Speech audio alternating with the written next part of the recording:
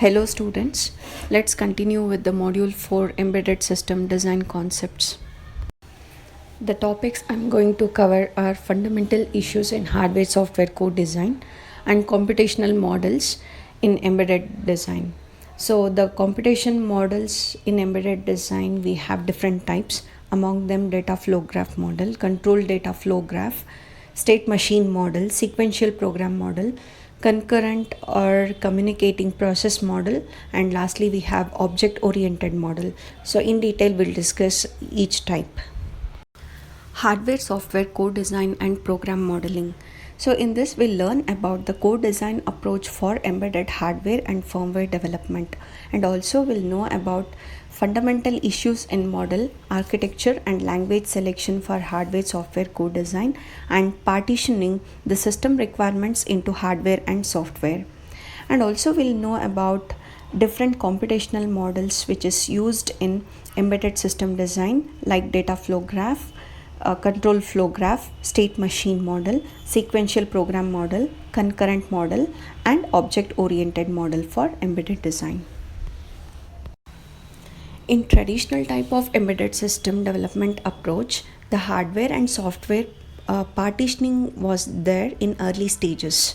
The engineers, those involved in software group, used to take care of software architecture development and implementation, while hardware engineers were responsible for building the hardware required for the product. There was less interaction between the software and hardware teams, and development used to happen serially or in a parallel way. Once the hardware and software was ready, they used to integrate whatever they have performed. But now, increasing competition in the commercial market and need for reduced time to market, the product calls for a novel approach. That means embedded system design in which hardware and software are now co-developed instead of independently developing. Now they are developing together. So now we know that software and hardware processing will take place together. So whatever the requirements of the customers of any product, so we say that, or we convert that requirements as system level needs, or we say that processing requirements. So at this point, at the time of processing requirements or the system level needs, so we don't separate this hardware requirement or software requirement, just we specify it as functional requirement. So in the system level process requirement, so we transfer into functions. So whatever the system level processing requirements is required, so that is transferred into functions which can be simulated and verified against performance and functionality. So once this system level processing is over, so next level is designing is architecture design. So here in this architecture design, we actually separate this requirements or whatever the processing has been done in the previous level. So each level will be partitioned into hardware or software. So each system level processing requirements is mapped as either hardware or software requirement. So this partition is performed based on hardware software trade-offs, or the compromise between hardware and software. The architecture design results in detailed behavior description of the hardware requirement. So after architecture design completes, so that will give you a behavioral description for whatever the hardware that is required, and also it gives you software required for hardware. So whatever the software that is required for hardware as well as hardware requirement is obtained during after this architectural design results. So when this processing requirement behavior is usually captured using some computational models. So these models will represent software processing requirements, and this software processing requirements are translated into firmware implementation using programming languages. Fundamental issues in hardware software code design. So if you take a hardware software code design, there is a problem statement, and when we try to solve this problem statement in real life, we may come across multiple issues in the design. Fundamental issues in hardware software code design are selecting the model, selecting the architecture, selecting the language, and partitioning system requirements into hardware and software. We'll discuss one by one the fundamental issues in hardware software code design. In that first type we have is selecting the model. So in hardware software code design, models are used for capturing and describing the system characteristics. This model consists of objects and composition rules. So it is very difficult to decide which model should be followed in particular system design. Most often this designer switch between varieties of model from a requirement specification to implementation aspects of the system design. He keeps on switching between varieties of models. For example, in specification stage, only functionality of the system is in focus and not the implementation information. So when we move to the implementation aspect, the information about the system components is revealed, and designer has to switch to the model capable of capturing the system structures. Selecting the architecture. A model only captures the system characteristics, and it does not provide any information on how the system can be manufactured. While this architecture specifies how a system is going to implement in terms of number and types of different components and their interconnection among them, like controller architecture, data path architecture, complex instruction set computing, reduced instruction set computing, very long instruction word computing, VLIW, single instruction multiple data is IMD, multiple instruction multiple data MIMD, etc. are commonly used architectures in system design. Some of them fall into application specific architecture class, while others fall into either general purpose architecture class or parallel processing architecture class. So we will discuss each type of architectures one by one. So under that first one we'll discuss about controller architecture. This controller architecture implements the finite state machine model. So using a state register or two combinational circuits. This state register will hold the present state, and combinational circuit implement the logic for next state and the output. So next type of architecture is data path architecture. So in this architecture, this is best suited for implementing data flow graph model, where the output is generated as a result of set of predefined computations on the input data. A data path represents a channel between the input and the output, and in data path architecture, the data path may contain registers, counters, register files, memories, and ports, along with high-speed arithmetic units. These ports connect data path to multiple buses. Most of the time, arithmetic unit are connected in parallel with pipelining support for bringing high performance. The finite state machine data path architecture. So in this, it combines controller architecture with the data path architecture. It is always used for implementing a controller with data path. The controller generates the control input, whereas data path processes the data.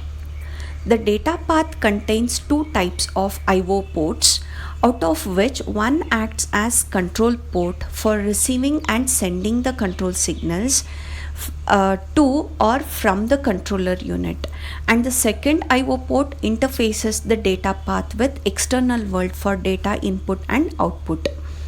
So normally this data path is implemented in a chip and the IO pins. The chip resident data path will always act as the data input and output ports.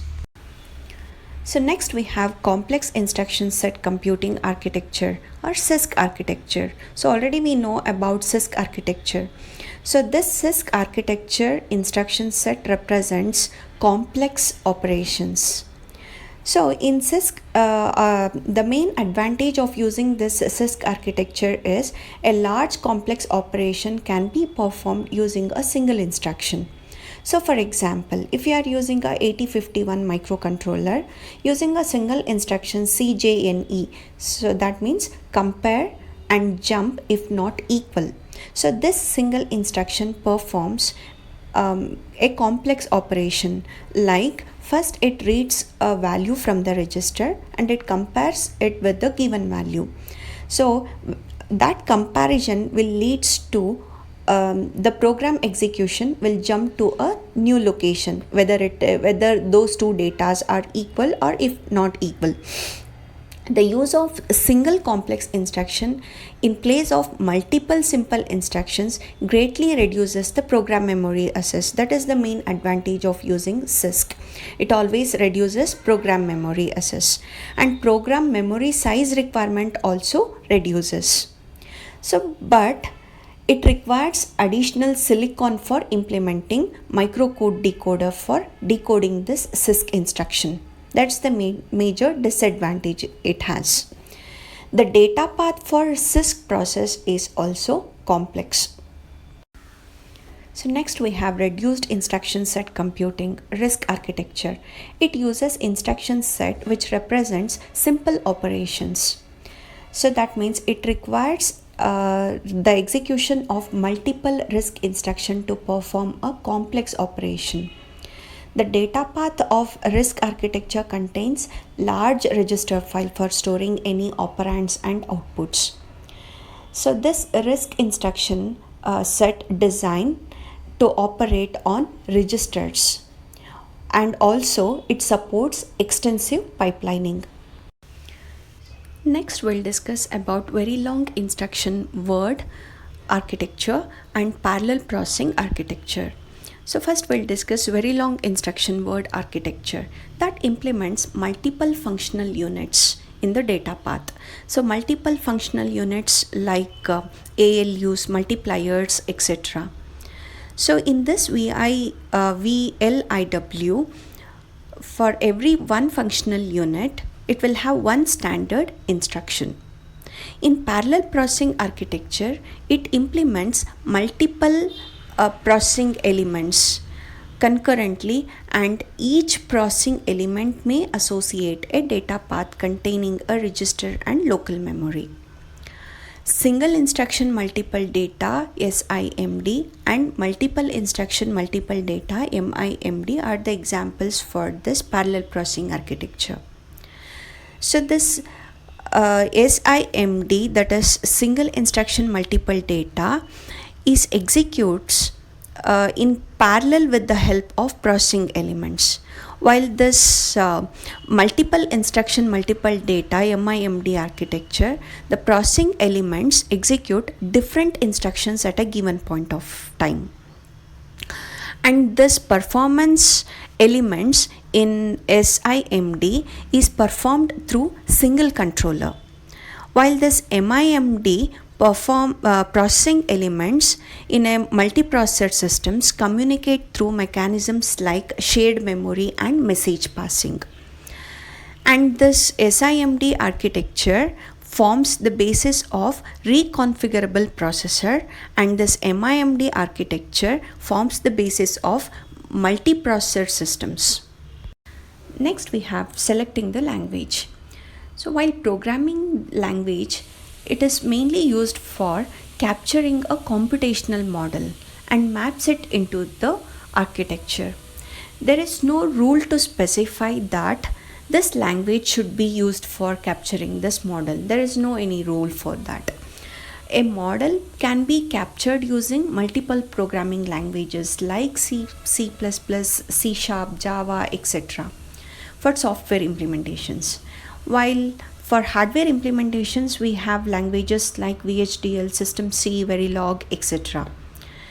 A single language can be used for capturing a varieties of models, but certain languages are good in capturing certain computational models, like C++ is a very good candidate for capturing an object-oriented model. The only prerequisite is in selecting a programming language for capturing a model is that the language should capture the model easily. So far, what we have discussed about the models for capturing the system requirements and architecture for implementing the system. From an implementation perspective, it may be possible to implement the system requirements in either hardware or software.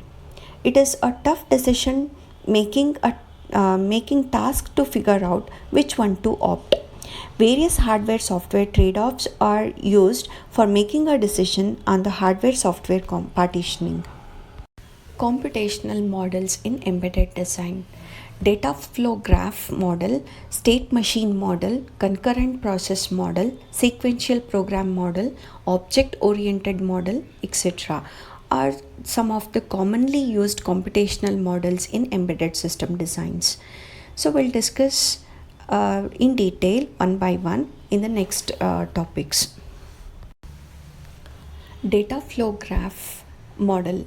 This data flow graph model translates the data processing requirements into a data flow graph. It is a data-driven model in which program execution is determined by data. So this model emphasizes on data and operations. That means it gives special importance to data and operations on the data which transforms the input and output data. Embedded applications are computational intensive and data driven, and for modeling this it uses DFG model, that is data flow graph model. DSP application are the typical examples for this embedded applications which uses this DFG model.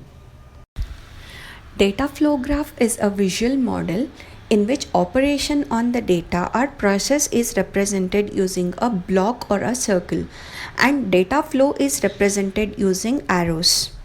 In DFG notation, inward arrow to the circle represents input data, while outward arrow from the circle represents output data. Suppose one of the function in our application contains computational requirement like x is equal to a plus b and y is equal to x minus c. So we'll represent this notation using DFG model, which is shown in the next slide. So this is what a data flow graph model for function x is equal to a plus b and y is equal to x minus c. So here the circle or the process is represented as plus and minus. We have two data flow nodes there, and for each node the two arrows a and b. For the plus data flow node plus, so we have two arrows, that is a and b, which are inwards, and one arrow is outward. So inward arrow represents the input data and outward arrow represents the output data.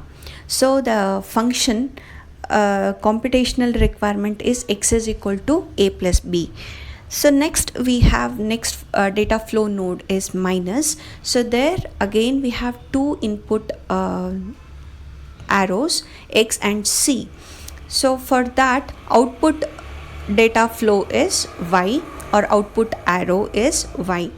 So the expression is x minus c is equal to y. That is how we represent this data flow graph model. In DFG model, data path is the data flow from input to output. In this model, we also say this model as acyclic DFG. If it does not contain multiple values for the input variable and multiple output for a given set of inputs, then we call this model as acyclic. So if we have feedback inputs, events, etc., So then we call it as non-acyclic inputs. A DFG model translates the program as a single sequential process execution. So next we'll learn about control data flow graph model. We have seen that in data flow graph model is a data driven model in which execution is controlled by data and it does not involve any of the control operations, like it doesn't involve any conditional operations. The control DFG model is used for modeling applications involving conditional program execution. This CDFG model contains both data operations and control operations.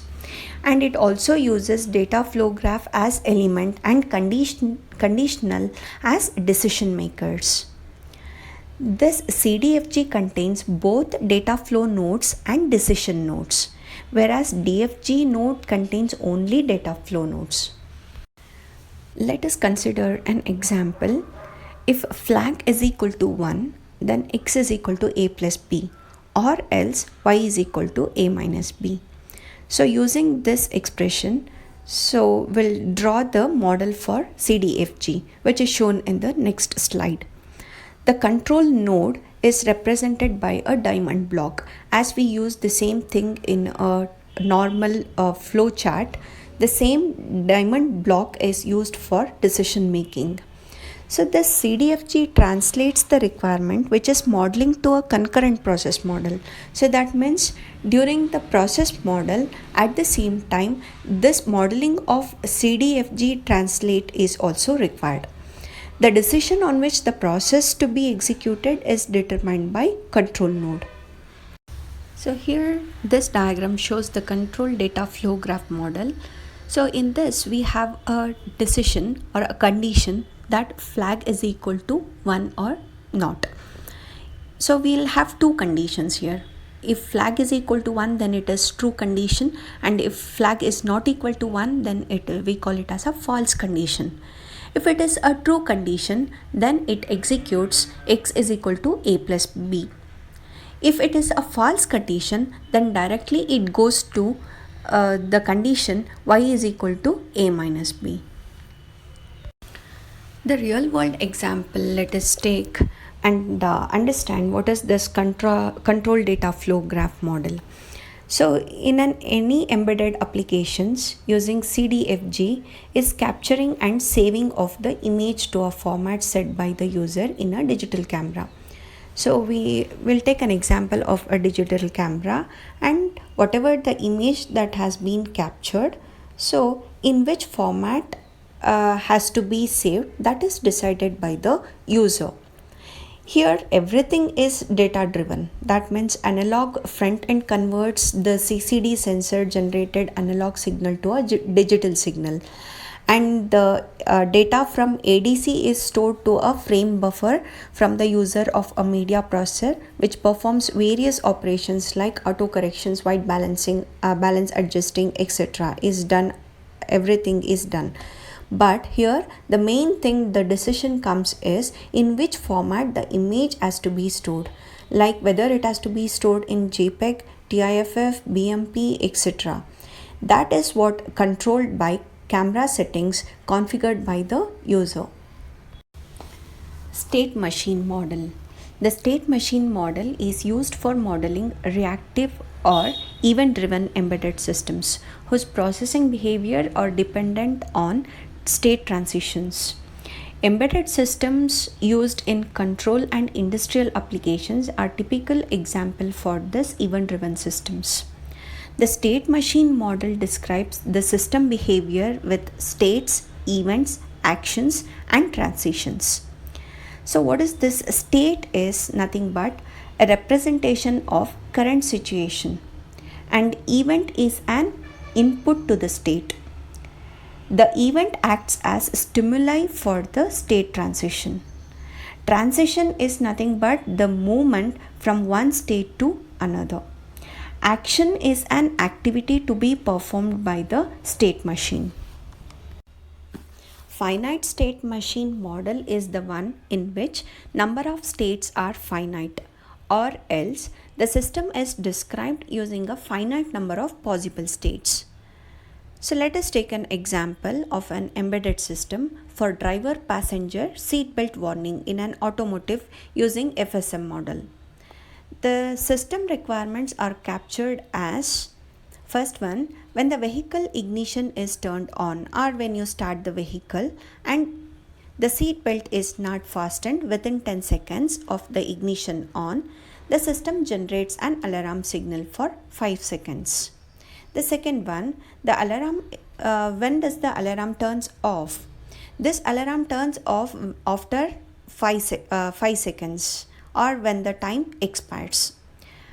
And also, if the driver or the passenger fastens the seat belt, then also the alarm turns off. And also, if the ignition switch is turned off, the alarm will turn off automatically. So whichever happens first, the alarm turns off automatically. Here the states are alarm off, waiting, alarm on. Events are ignition key on, ignition key off, timer expire, alarm time expire, seat belt on. Using the FSM, the system requirements can be modeled as given in the figure, which is shown in the next slide. So this figure represents or shows you the FSM model for automatic seat belt warning system. So here the states are represented within the circles. The three states we have represented: alarm off, alarm on and waiting. And the events occurring, that is ignition key on, ignition key off, seat belt on, alarm time expire, ignition key off, timer expire, that is represented within the states. These are all the events. The events takes place or the transition takes place from one state to another state when an event occurs. Now we'll analyze this. When the ignition key is on, event triggers now. The 10 seconds timer and the transitions, the state to waiting. It goes for the state to waiting whenever the ignition key is on. If the seat belt is on or ignition key is off, the event occurs during the wait state, the transition into alarm off. When the wait timer expires in the waiting state, the event timer expire is generated and the transition, the state to alarm on from the waiting state. The alarm on state continues until seat belt is on or ignition key is off. Event or alarm time expires event, whichever occurs first. The occurrence of any of these event transitions the state to alarm off. Here the wait state is implemented using a timer. The timer also has certain set of states and events for state transition. Using the FSM model, the timer can be modeled as shown in the figure in the next slide. The wait state, which we have seen in the previous figure, so that wait state is implemented using a timer. So this is what a figure for FSM model for timer. As seen from the FSM, the timer state can be 3: idle, ready or running. During the normal condition, when the timer is not running, it is said to be in the idle state. The timer is said to be in the ready state when the timer is loaded with count corresponding to the required time delay. The timer remains in the ready state until a start timer event occurs. The timer changes its state to running from the ready state on receiving a start timer event and remains in the running state until the timer count expires or a stop timer event occurs. The timer state changes to idle from running on receiving a stop timer or timer expires event. So this is what a same explanation I have given for the previous slide. Let us take an example and explain this FSM model. So here the given problem is design an automatic tea coffee vending machine based on FSM model for the following requirements. So first requirement is the tea or coffee vending is initiated by user inserting a 5 rupee coin. Second one is after inserting the coin, the user can either select coffee or tea or press cancel to cancel the order and take back the coin. This is what a given problem is. The solution is this FSM model contains 4 states, namely wait for a coin, wait for user input, dispense tea or dispense coffee. So this is what a different 4 states we have in this given example. So this figure represents the FSM representation for the above example. In this simplest representation, it contains 4 states as I've told you in the previous slide. Wait for coin, wait for user input, dispense tea and dispense coffee. And these states are represented as state A, state B, state C and state D. The event insert coin, that is in the example they have told that 5 rupees coin insertion.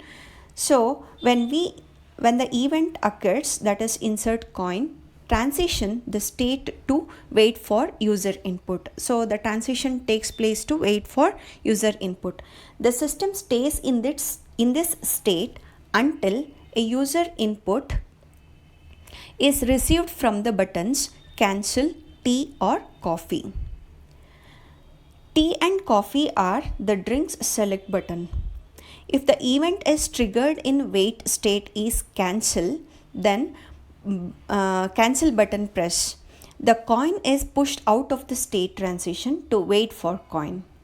If the event received in the wait state is either tea button press or coffee button press, the state changes to dispense tea and dispense coffee respectively. Once the coffee or tea vending is over, the respective state transition back to the wait for coin state. The explanation I gave you in the previous slide is what the same thing is here. Let us take a second example. Design a coin operated public telephone unit based on FSM model for the following requirements.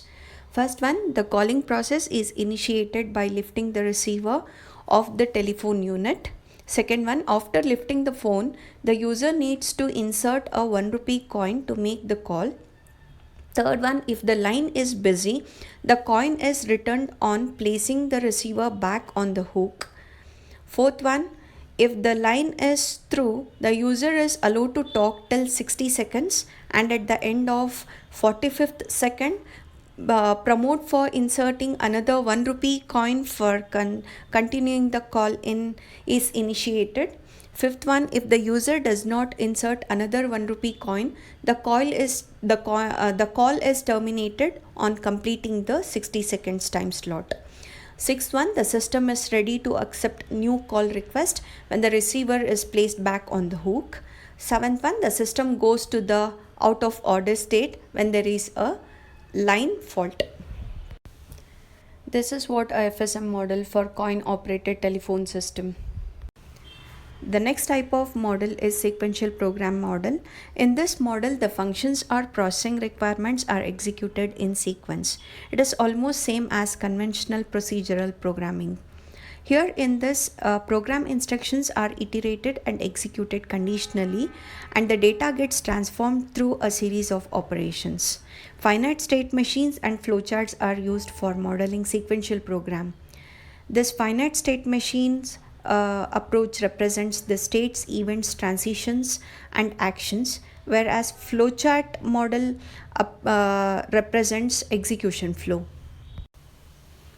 The execution of functions in a sequential program model for the seatbelt warning system is illustrated below.